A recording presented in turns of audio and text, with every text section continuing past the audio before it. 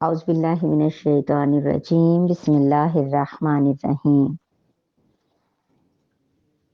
سیرت معصومین کے سلسلے میں دوسرے معصوم امیر المومنین حضرت علی علیہ السلام کا تذکرہ ہے۔ ان کی ولادت کے بارے میں آج ہم ذکر کریں گے۔ مجموع الفضائل بڑی مستند کتاب ہے، مناقب علامہ ابن شہر عاشوب، اور ان کے مترجم مولانا سید ظفر حسن صاحب قبلہ امروہوی ہیں۔ اس میں جلد دوم میں تذکرہ ملتا ہے کہ شیخ السنہ قاضی ابو عمر اور عثمان بن احمد نے روایت کی ہے کہ بی بی فاطمہ بنت اسد نے حضرت رسول خدا کو ایسا خرما کھاتے دیکھا جس کی خوشبو مشک و عنبر سے زیادہ تیز تھی۔ فرمایا مجھے اس میں سے دو۔ فرمایا اس شرط سے دوں گا کہ آپ یہ کلمہ پڑھو، لا الہ الا اللہ وانی محمد رسول اللہ۔ انہوں نے یہ کلمات زبان پر جاری کیے۔ حضرت نے ایک خرما ان کو دیا۔ انہوں نے کھایا تو ان کو لذیذ معلوم ہوا اور دوسرا طلب کیا تاکہ وہ ابو طالب کو کھلائیں۔ آپ نے عہد لیا کہ اس وقت ان کو دیں جب وہ بھی کلمہ شہادتین زبان پر جاری کریں۔ جب رات آئی تو ابو طالب نے ایسی خوشبو سونگھی جو اس سے قبل کبھی نہ سونگھی تھی۔ پوچھا یہ کیسی خوشبو ہے؟ بی بی فاطمہ بنت اسد نے کہا پہلے کلمہ شہادتین زبان پر جاری کریں تب دوں گی۔ انہوں نے شہادت دی اور کہا اس کو کسی پر ظاہر نہ کرنا ورنہ قریش تانا زنی کریں گے اور کھلم کھلا دشمن بن جائیں گے۔ حضرت فاطمہ نے وہ خرما ان کو دے دیا۔ جناب ابو طالب نے وہ کھا لیا۔ اسی رات حضرت علی علیہ السلام کا حمل قرار پایا۔ حمل قرار پاتے ہی حضرت فاطمہ بنت اسد کا حسن زیادہ ہو گیا۔ بحالت حمل حضرت علی ان سے کلام کرتے تھے۔ جب کعبہ میں داخل ہوتی تو بت اوندھے منہ گر پڑتے۔ انہوں نے کہا اے نور چشم، جب بتوں پر تیرا یہ روب شکم مادر میں ہے تو کیا حال ہوگا جب تو پیدا ہوگا۔ یزید بن قانب نے جابر انصاری سے روایت کی ہے کہ شبرم نامی ایک راہب تھا جس کی عمر 190 سال تھی۔ وہ خدا سے یہ دعا مانگا کرتا تھا کہ اپنے ولی کو دکھا دے۔ خدا نے ابو طالب کو اس کے پاس بھیجا۔ اس نے ان کے وطن اور قبیلہ کے متعلق پوچھا۔ جب انہوں نے بتایا تو اس نے ان کے سر پر بوسہ دیا اور کہا کہ خدا کا شکر ہے کہ اس نے مجھے نہ مارا جب تک کہ اپنے ولی کو نہ دکھایا۔ پھر کہا اے شخص بشارت ہو، خدا نے مجھے الہام کیا ہے کہ تمہارے صلب سے ایک لڑکا پیدا ہوگا جو اللہ کا ولی ہوگا اور اس کا نام علی ہوگا۔ جب وہ پیدا ہوں تو میرا سلام انہیں پہنچا دینا۔ جناب ابو طالب نے کہا تمہاری صداقت کی دلیل کیا ہے؟ اس نے کہا آپ کیا چاہتے ہیں؟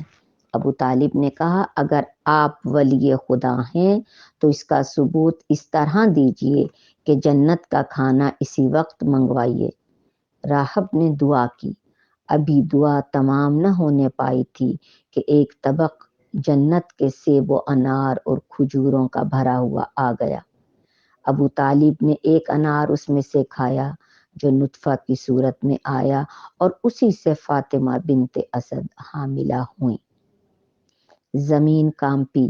قریش نے جو بت کوہ ابو قبیس کی چوٹی پر رکھے تھے وہ لرز کر اس طرح گرے کہ ٹکڑے ٹکڑے ہو گئے۔ جناب ابو طالب پہاڑ پر چڑھے اور بآواز بلند پکارے لوگو اس رات کوئی حادثہ ظہور میں آیا ہے اور کوئی نئی مخلوق پیدا کی گئی ہے۔ اگر تم نے اس کی اطاعت نہ کی اور اس کی ولایت کا اقرار نہ کیا اور اس کی امامت کی گواہی نہ دی تو موجودہ حالت دور نہ ہوگی۔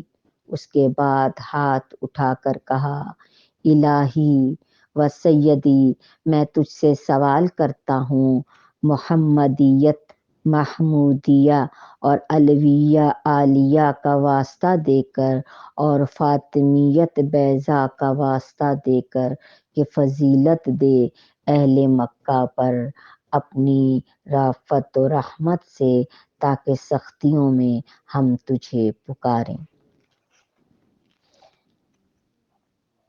جناب امیر المومنین علی ابن ابی طالب علیہ السلام کی ولادت کے حوالے سے یہ روایات تھیں کہ کس طرح سے ان کے آنے کی نشانی محسوس کی گئی، کس طرح سے حمل ٹھہرا، اس حوالے سے یہ روایات تھیں جو آپ کی خدمت میں عرض کی ہیں، اور کتاب کا نام آپ کو بتایا تھا، مجموع الفضائل۔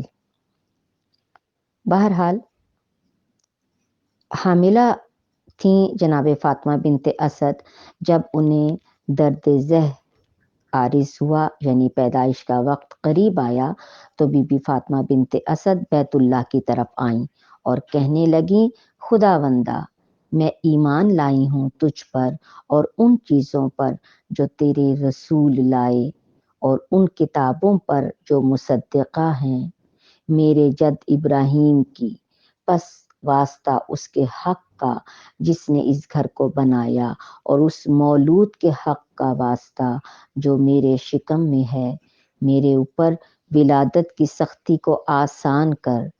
بس دروازہ کھل گیا اور میں اس میں داخل ہو گئی۔ ناگاہ میں نے ایک حور کو اور مریم و آسیہ اور ام موسیٰ وغیرہ کو پایا، پس انہوں نے مل کر وہی خدمت انجام دی جو رسول اللہ کی ولادت کے وقت دی تھی۔ جب علی پیدا ہوئے تو یہ کہہ کر سجدے میں گئے، اشہد اللہ الہ الا اللہ واشہد ان محمدن رسول اللہ واشہد ان علی وصی محمد رسول اللہ۔ خدا نے محمد پر نبوت کو ختم کیا اور مجھ پر وصایت کو تمام کیا، میں امیر المومنین ہوں۔ ولادت کے بعد عورتوں کو سلام کیا، جو خواتین آئی تھی ولادت کے وقت، جن کا تذکرہ ہوا کہ حور، بی بی مریم، بی بی آسیہ، بی بی ام موسیٰ، ان کو سلام کیا اور ان کی احوال پرسی کی۔ ان کے چہرے کے نور سے آسمان جگمگایا۔ جناب ابو طالب نے جب اپنے بیٹے کو دیکھا تو کہا، بشارت ہو، علی اللہ کا ولی ظاہر ہو گیا، اس پر وصیین کا خاتمہ ہے، وہ وصی نبی رب العالمین ہے۔ پھر علی کو گود میں لیا، علی نے سلام کیا، پھر ان عورتوں کے متعلق پوچھا۔ ولادت کے حوالے سے ایک روایت امام جعفر صادق علیہ السلام سے مروی ہے کہ دیوار کعبہ میں پشت کی جانب ایک در پیدا ہوا اور بی بی فاطمہ بنت اسد اس کے ذریعے سے داخل ہوئیں۔ اس کے بعد دیوار برابر ہو گئی اور وہ 3 روز تک کعبہ میں رہیں اور جنت کے پھل کھائے۔ جب باہر نکلیں تو حضرت علی نے اپنے والد کو سلام کیا، پھر کہا، بسم اللہ الرحمن الرحیم، قد افلح المؤمنون۔ رسول اللہ اپنے چچا کے ساتھ وہاں کھڑے تھے جب بی بی فاطمہ بنت اسد علی کو گود میں لے کر دیوار کعبہ سے باہر آئیں تو رسول اللہ نے فرمایا، فلاح پائیں گے مومنین، تم ان کے امیر ہو، حکم کرو گے ان پر اپنے علم سے، وہ جھگڑا کریں گے، تم ان کے رہنما ہوگے اور وہ تم سے ہدایت پائیں گے۔